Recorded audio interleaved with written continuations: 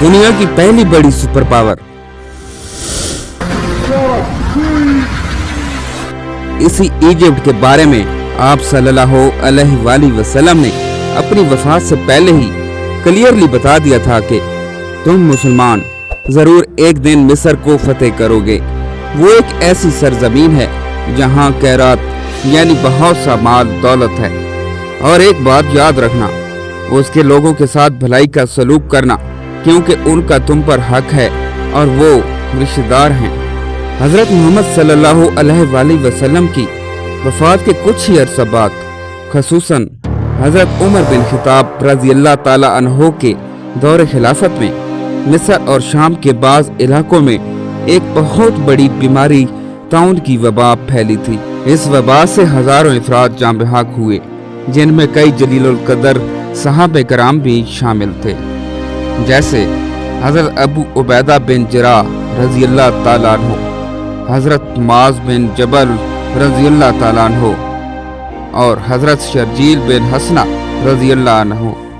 मिस्र में भी वक्तन फवक्तन ताउन और दीगर बीमारियां फैलती रहीं, जो इस्लामी फतूहात के दौरान शाम मिस्र के इलाकों में फैला।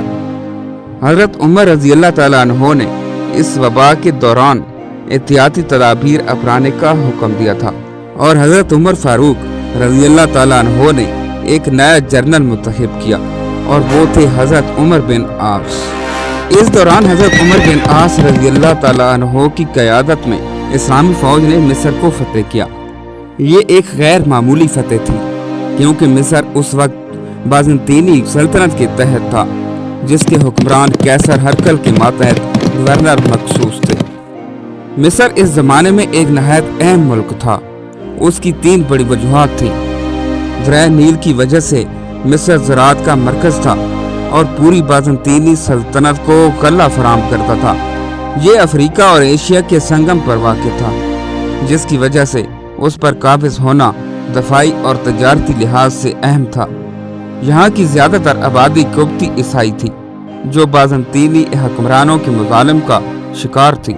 हजरत उमर बिन आस रज़ी अल्लाह ताला अन्हो नहायत दाना और बहादुर सिपहसालार थे। जब शाम और फ़लस्तीन की फतूहात मुकम्मल हो चुकी थी, तो उन्होंने हजरत उमर फारूक रज़ी अल्लाह ताला अन्हो को मशवरा दिया कि मिस्र पर हमला करना चाहिए, क्योंकि वहाँ के मकामी कुब्ती लोग रूमियों की सख्तियों से तंग थे और मुसलमानों की मदद कर सकते थे। इब्तदा में हजरत उमर फारूक रज़ी अल्लाह ताला अन्हो को तरद्दुद था, मगर हजरत उमर बिन आस के इसरार पर इजाज़त दे दी गई। वो 4000 के लश्कर के साथ रवाना हुए और 639 में मिस्र में दाखिल हो गए। मिस्र में दाखिल होते ही मुसलमानों को पहला बड़ा किला बाब लेवन मौजूदा कहरा के करीब मिला, जहां बाज़ंतीनी फौजों ने जबरदस्त दफा किया। मुसलमानों ने कई माह तक उसका मुहासरा किया, लेकिन किला न टूटा। मकामी कुब्ती बाशिंदे जो बाज़ंतीनी हुकूमत से नाखुश थे, खुफिया तौर पर मुसलमानों की मदद करने लगे। उनकी रहनुमाई और जासूसी ने मुसलमानों को कामयाब कराया और किला बिलाखिर फतेह हो गया। बाज़ंतीनी हुक्मरानों ने अपनी सबसे मजबूत फौज इस्कंदरिया में जमा कर रखी थी, जो मिस्र का दारुल हुकूमत था। यहाँ एक बड़ी जंग हुई, जिसमें मुसलमानों को सख्त मुकाबला करना पड़ा। बिलाखिर बाज़ंतीनी फौज हिम्मत हार गई और गवर्नर मखसूस ने सुलह की पेशकश की। हजरत उमर बिन आस ने सख्त शराइत के साथ सुलह कबूल की और यूं सन 642 में मिस्र मुकम्मल तौर पर इस्लामी सल्तनत का हिस्सा बन गया। हजरत उमर फारूक रज़ी अल्लाह ताला अन्हो ने हजरत उमर बिन आस को मिस्र का गवर्नर मुकर्रर किया। उन्होंने कई इस्लाहात नाफिज की, जिसकी वजह से मकामी आबादी मुसलमानों के करीब हो गई। एक रवायत के मुताबिक हजरत उमर बिन आस ने दरिया नील के खुश्क होने का मसला खत के जरिए हल किया। यहाँ पहली मस्जिद उमर बिन आस तामीर हुई। इस्कंदरिया पर बाज़ंतीनियों का तसल्लुत खत्म हो गया। इस्कंदरिया की बंदरगाह मुसलमानों के कब्जे में आ गई।